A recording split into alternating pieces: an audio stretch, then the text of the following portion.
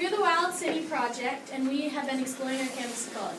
Our group members are me, Avery, Anthony, Anna, Naveen, Kimmy, Destiny, Violet, Emily, Isabel, Brittany, and Cindy. Alright, so we made driving questions. Driving questions are not easy to answer questions, like they take time to research. And the whole purpose of these is to pretty much guide the way we pretty much run our project. And these are just, they can't be Googled, and they can't be yes or no questions, so yeah. And then we had a rubric that we used, and it was pretty much an outline to what we used for the questions. And some of them are, how can we, the Wild City Project Group, build awareness of our natural resources on our school campus? and another one is, what lives in the EMS forest and why does it live there? And our third and final driving question was, how does the Wild City Project Group connect to school and how can we make a difference? The Wild City Project had goals to gear our project and help us learn better. So one of them is how we had to understand the unique wildlife and vegetation on our campus. And we also learned about the ecology on our campus, like the forest, wetlands, fields, and etc. And we collect data and share this information with the community by doing blogs, Flickr posts, like on presentations and Google sites. The community partners or experts, we would interview them and they would help us with our projects. If we had any questions, they'd give us information. So Daniel Schmidt, he was from Audubon and he helped all of us. He helped with the mammal camera and the bird camera. Aaron Devise is from UVM and we went on the Melisira and we did water testing and things in the woods. And Chico Connor is a field naturalist, and Josh Holman is a forest ecologist, and Margaret Fowle was our community partner. She works in ornithology, and she helped us with our bird studies. Paul Marangella is a senior conservation ecologist at the Nature Conservancy, and Sue Morris was a tracking workshop, and 4 or 3 students of the Wild City group went on a trip with Lindsay to the tracking workshop place. Oh, we have pictures.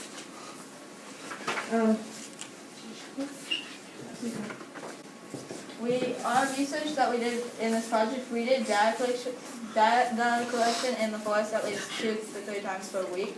And we met with our community partners and experts. And we researched the animals that we've seen tracks or signs of or videos of from our show camera. And we also interviewed the experts. We explored Lake Champlain on the Melisira, which was the last trip of the year before everything froze over. And we studied the zebra mussels, the water quality, and we got to look on Clayton close up. And we also learned about our watershed and water quality on the campus with a UVM scientist. My main part of the project was environmental conservation, and the first thing you need to know about it is what environmental conservation means. And it means that you're protecting the animal and plant habitats. And we put AEMS because we kind of felt that it should be more in community, not saying that you should trespass on other people's lawns because that's illegal. And so important parts of the habitat to protect would be like food sources, because when animals and they don't get any food, sometimes they get really angry.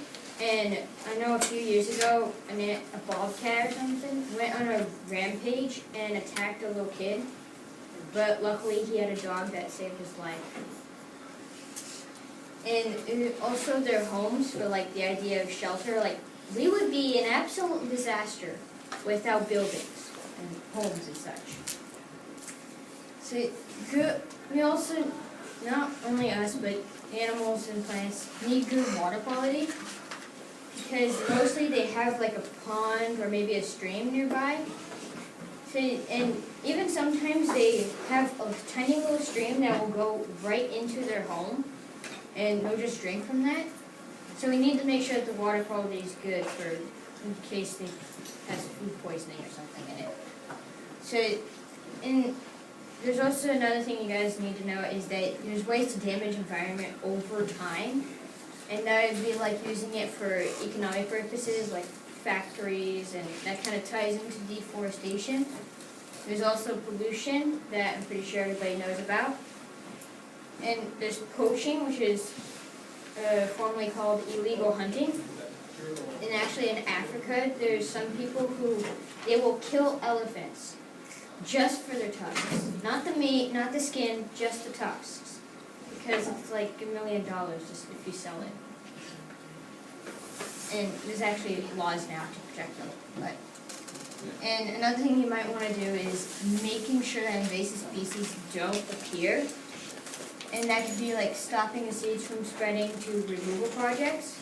And each invasive species has its own way to be removed. So you kind of have to be careful about that. So I did the raccoon because we've got videos of them from last year and this year. And in the wild, the life expectancy is like 2 to 3 years because they usually get hit by cars or some other thing.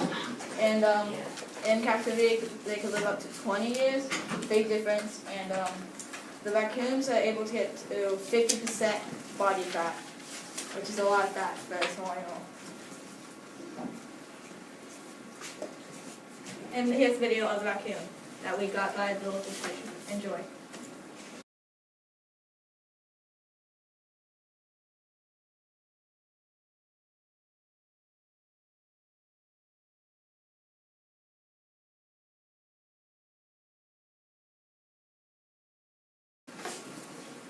Squirrels. Yeah. They can run up to 20 miles per hour. They can survive up to 10 feet because they have 10 feet and their height is 18 centimeters. There's a video.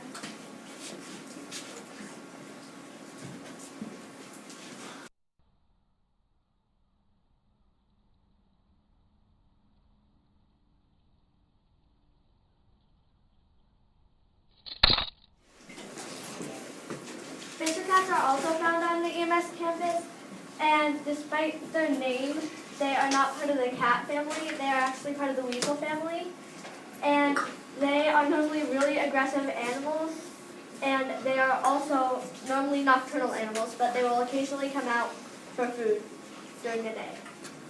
And here's a video of Fisher cat.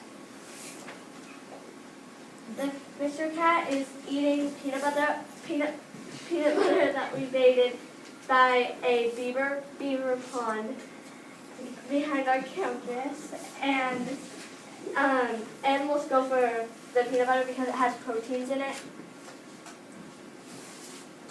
and they're eating. So red fox. We have found red fox on our campus, and they are 8 to 12 pounds and 34 to 40 inches, and they climb trees to avoid predators. And foxes are nocturnal, and they live for only 3 years, and they have excellent hearing. And here's the video.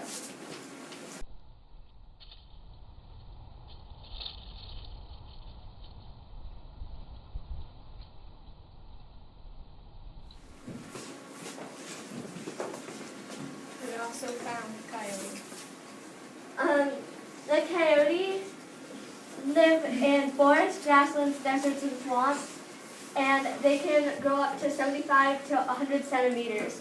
And they are capable of running up to 65 kilometers per hour. And they can jump distances of 4 meters.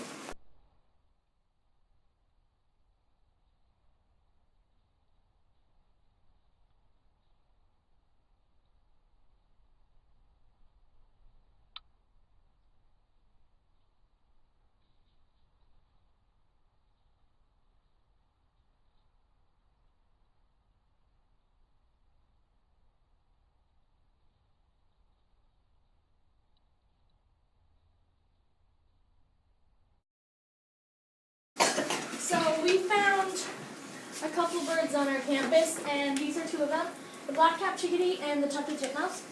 The black-capped chickadee, they have a black cap and a black bill, and the cheeks are white and their wings are light gray, edged with white, and they have tannish sides. Their behavior, they're pretty active, and they're acrobatic and curious social birds that live in flocks. They are found in usually woody trees or woody shrubs, and they eat seeds, berries, other plant matter, insects, and spiders. This is a picture.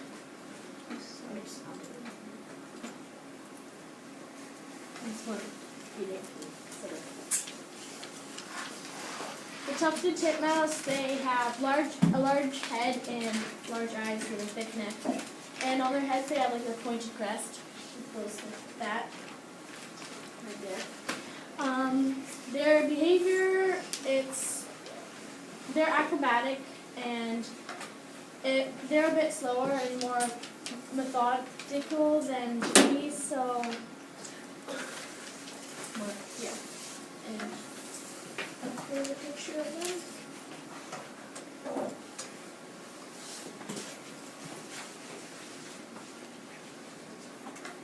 Okay. I studied the ruffed grouse, and we didn't find it on our trail camera, but we did find tracks of it.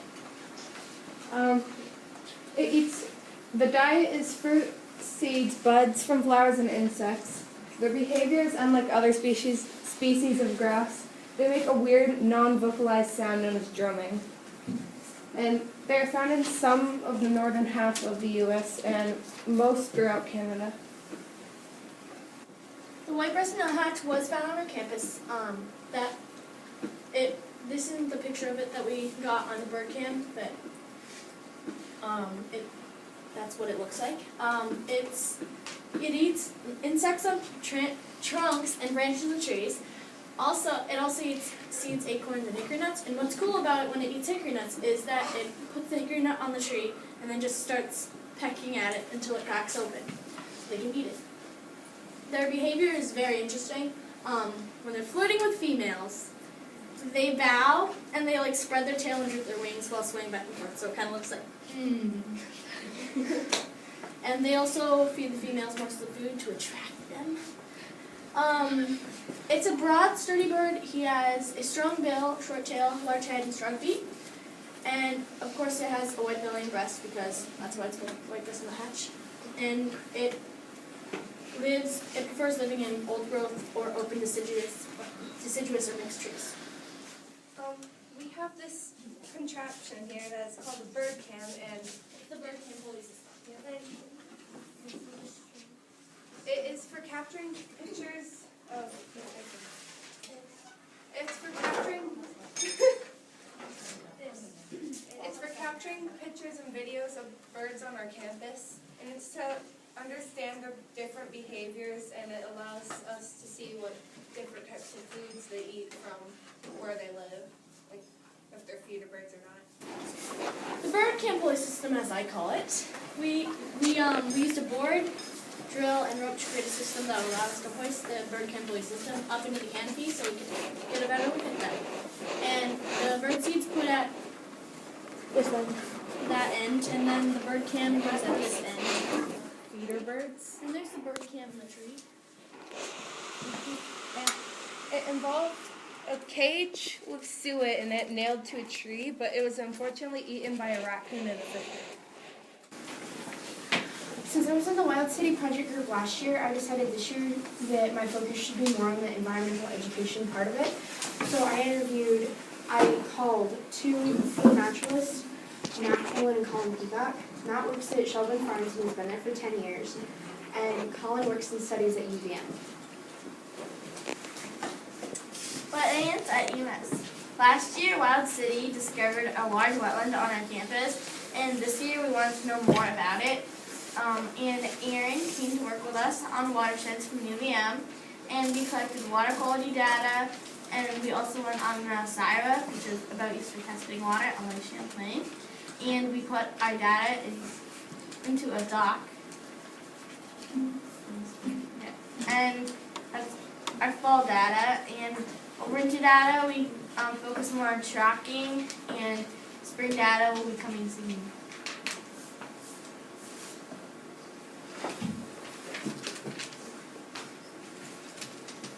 Field notes. When we go outside to explore campus, we take field notes about what we're doing and the weather, and usually I did it, and we add them onto our blog.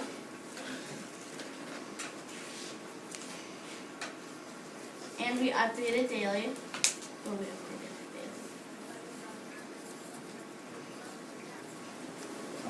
daily. We also have our Flickr account, which has all of our recent and all of our videos and pictures of all the animals that we've seen on our campus. And there are animals from squirrel, and mice to coyotes and paper cats, and birds and everything. This is a video of 2 coyotes that came together and, well, not together, but this one came first, and in a few seconds, yeah, right there, a coyote will pop up. They were formerly known as the fox video because at first we thought that they were foxes. Yeah. But we then noticed because of the color of their tails and feet that they were coyotes. One of our requirements for our project was to have an impact on the community, a positive one. And the way we did that was we taught others about the wildlife and plants on our forest with our data collection. And we did that by presenting to 75th graders, 65th graders, 70, yes, 70. And we taught them all about animals on our wildlife, and we did hands-on activities with them that we planned. These are just some of the pictures. We did different stations with them. Some took them outside to do tracking and bird stuff, and there were inside games to play. Knowledgeably advancing technology. So for the themes, so like at the beginning of the year we all create themes, and then we wrote themes with Dotmacracy, and that was the theme that won. And we have to incorporate technology into our project some way or another. And these are just a few of the ways we incorporate technology. Obviously, we used the trail cameras. We had GPSs that we used to mark a few spots. We obviously did blogging and the Flickr account. We also used the iPads for data collection. And we used technology for interviewing, and you're looking at the presentations that we used. Any questions? Lauren? Is there like a size difference between the coyotes and the foxes and that Yes. stuff? Is that how much of a size difference is that? Well, coyotes are bigger than the foxes, and the way you can identify them is foxes have black on their feet and on their tail. And also on the head. And yeah, and also on their head.